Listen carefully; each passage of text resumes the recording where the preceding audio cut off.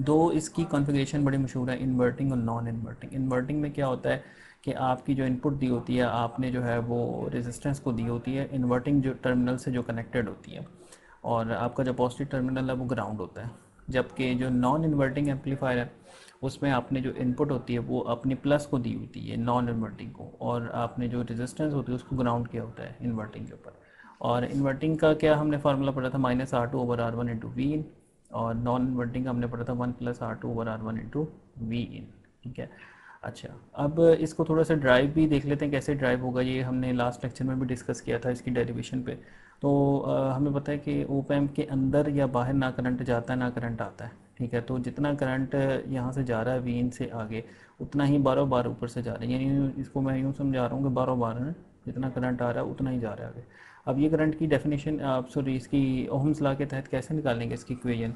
तो आई होगा V/R, differential voltage. V क्या होगा, V in minus this voltage V1 - V2/R, V in minus V2 कितना है आपका ज़ीरो। ज़ीरो क्यों है कि आपने प्लस को ग्राउंड किया हुआ है, जो वोल्टेज प्लस पे होता है वही वोल्टेज माइनस वाले पे होता है।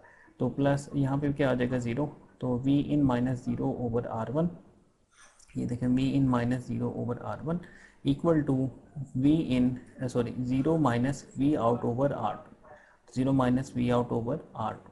ठीक है, तो ये इस तरह से करंट हमने निकाले हुए हैं, दो करंट्स हमने निकाले हैं और उनको इक्वेट किया हुआ है, और वहाँ से हमने फिर एक्सप्रेशन इसका निकाला V out/V in का -R2/R1। तो ये डेरिवेशन बड़ी इंपॉर्टेंट है, सिंपल सी है, ये आपको आनी चाहिए। अच्छा, second one is non inverting. उसमें क्या होता है कि उसमें जो है आप इनपुट कहाँ देते हैं, प्लस वाले पे देते हैं, तो जो इनपुट आप प्लस वाले पे देते हैं वही माइनस वाले पे अपीयर हो जाती है। तो वी इन इधर इधर इधर भी वी इन अपीयर हो जाएगी। ठीक है, और ये ग्राउंडेड है। अच्छा, अब करंट हमको किस तरह से ले रहे हैं, हम लेफ्ट साइड को करंट ले रहे हैं कि V out minus zero, V out minus V in, या वी एक्स इसको यहाँ पे ये बोल रहा है। V x basically V in के बराबर है, देखें V x equal to V in. तो आई क्या होगा आपका, पहले वाला ये वाला आई, ये होगा we x -0/R1, V x - 0/R1। और ये वाला आई क्या होगा, V out minus V x/R2, V out minus V x/R2। ठीक है, अब इन दोनों को इक्वेट कर लें।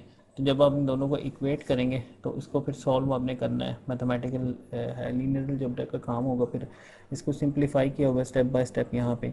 ठीक है, और सिंप्लीफिकेशन के बाद हमें जो फार्मूला मिलता है वो मिलता है V out is equal to V in into 1 + R2/R1, या R2/R1 + 1।